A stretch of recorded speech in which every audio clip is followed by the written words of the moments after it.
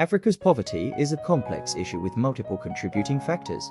It's important to avoid oversimplification when discussing the continent's economic challenges. Some key reasons for the high levels of poverty in Africa include historical factors. Africa has a history of colonization and exploitation by European powers, which had long-lasting economic and social impacts.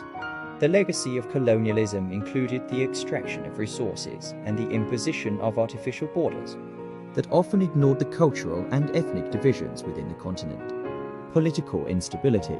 Many African countries have experienced political instability, corruption, and poor governance. This has hindered economic development, discouraged foreign investment, and led to the misallocation of resources. Conflict and civil wars. Ongoing or recurrent conflicts in some African countries disrupt economic activities, displace populations, and strain resources, making it difficult for these countries to escape poverty. Lack of infrastructure. Inadequate infrastructure, including roads, electricity, and telecommunications, can impede economic development and hinder the growth of industries. Economic inequality. A significant wealth gap exists in many African countries, with a small elite holding a disproportionate share of resources.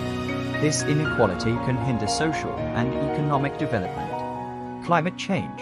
Africa is particularly vulnerable to the effects of climate change, which can lead to droughts, flooding, and food insecurity, further exacerbating poverty.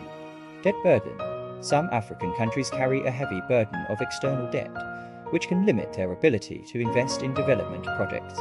It's essential to recognize that Africa is not a monolithic entity, and conditions vary widely from one country to another.